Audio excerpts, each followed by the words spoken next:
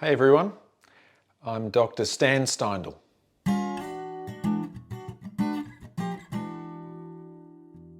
I've had the great privilege of training people from all around the world. Before the pandemic, it was face-to-face, but since then I've delivered workshops and courses to audiences all over the place. It amazes me to think that I've worked with people in the UK, Portugal, Italy, Poland, Estonia, Russia, China, Singapore, the US, Argentina. My current Compassionate Mind training course has a wonderful diversity of peoples, including those from Uruguay and Turkey. And it seems to me that people everywhere are lovely. They all offer a warm greeting, they smile and nod as I pontificate, they laugh at my jokes, they express sorrow at tales of suffering, they offer their points of view, they express great appreciation, and so on. As Bob Marley said, one love, one heart, let's get together and feel all right. People everywhere are lovely, so why do we have wars? And why does it feel like we might be on the brink of one right now? Goodness knows I don't know the answer to that. But let's have a think about it from an evolutionary point of view and see if there's anything we can do to create a more compassionate world. Remember, evolution is about survival and reproduction. So certain characteristics that help with that were naturally selected over millions of years. One area of necessity was to manage resource allocation.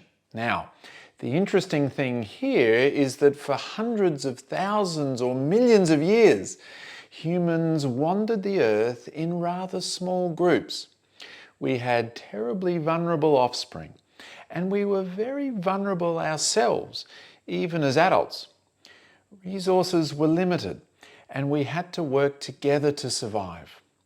To make all of this work, we developed a caring and sharing resource allocation strategy. Caring evolved into compassionate motives, becoming something of a template for our social relationships, first in these small groups, but then extending to larger groups, even to include non-kin or strangers. Caring and sharing was hardwired into us by evolution, and in a sense, it's part of our basic nature. And it worked very well as a source of our senses of connection, belonging, safeness, and meaning. Then, a few short years ago, say 10,000 years, short in evolutionary terms, came the advent of agriculture. Somehow humans worked out that we can plant seeds to grow crops, we can domesticate animals and keep them fenced in, and we started to store things for future use rather than operate in a hunter-gatherer, catch-and-eat paradigm. Things really began to change. If I can store what I need, then I don't need to cooperate so much with others. But I do need somewhere to store the surplus. And then I need to control that surplus, protect it, keep it away from others, and keep others away from it. We moved from care and share strategies to a hold and control strategy with disastrous effects. Now our compassionate motive felt at times like a liability. We started to hone our competitive motives, even developing further our callous and cruel motivations. If compassion is a sensitivity to suffering in self and others, with a commitment to try to alleviate and prevent it, then callousness is an insensitivity to suffering, with an indifference towards alleviating or preventing it. Cruelty is, of course, the intentional causing of suffering. What emerged and started to really gather momentum was aggressive, dominant, mostly male hierarchies who suppressed or oppressed all others, especially those who tried to rise up against them. Basically, the last 10,000 years has been the Game of Thrones writ large in the world. the Egyptian, Greek or Roman empires, the Aztecs, the expansions of the Mongols and the Ottomans, the Portuguese and Spanish and their boats, the English and their colonialism, and so it goes on. Last century was a shocker. And even now, we find it difficult to rise above hold and control resource allocation strategies, drive and threat systems running the show, and the saber rattling makes it difficult for the ordinary person to get to sleep at night. Greedy acquisition and fearful hoarding, drive and threat, callousness, cruelty, conflict and war. But compassionate motives remain. Patient, careful, hardworking. Just think of the pandemic. People everywhere have knuckled down and taken steps to try to be helpful. Everyday people have worn masks, physically distanced, and taken care of the vulnerable. Medical and nursing professionals have worked themselves to the bone, caring for others. It's totally dragging on. I'm the first to admit that. But boy, when we as a species notice suffering, we really want to help. So what do? Well, as John Lennon said, war is over if you want it. Professor Paul Gilbert wrote an excellent piece in the open access journal Frontiers in Psychology, all about creating a compassionate world, addressing the conflicts between sharing and caring versus controlling and holding evolved strategies. You can access it at the link that's in the description below. He suggested the need to do the following. 1. Individuals need to pursue a better understanding of the nature of the human mind, especially its dark side.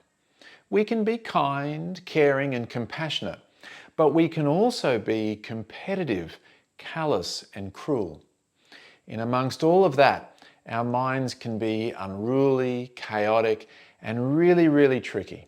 We need to wake up to the ways in which we can be tossed about by the various motives and desires built into our brains that can be unhelpful and destructive.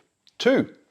Individuals can bring about change, develop their compassionate motives, and literally change their brain. Practicing compassion to others, receiving compassion from others, and offering ourselves compassion can have profound effects on the brain, the heart, the immune system, and various aspects of our physical functioning. It certainly promotes ethics and morality, but it's also great for our physical and mental health. 3. Individuals can find lots of ways in these days. Mindfulness and compassion-based interventions and training programs are really gathering steam around the world. Just think of the Compassionate Mind training course. Imagine if we could have lots and lots of people participating in that. And 4, at a societal level, we need to start helping our leaders get their heads around this stuff. Whether it be in politics, economics, business, the media, academia, this is the next challenge. Moving from cultivating compassion amongst individuals all over the world to cultivating compassion in our social structures, institutions and leaders, whoever and wherever they may be. Let's make the compassion motto ring out in every home, school, business, institution and hall of power. Live to be helpful, not harmful. It's actually a scary time at the moment.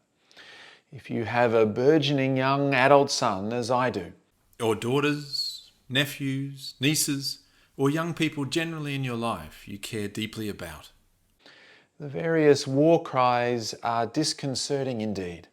I mean, as Bruce Springsteen wisely said, war, what is it good for? Absolutely nothing. Thanks for watching.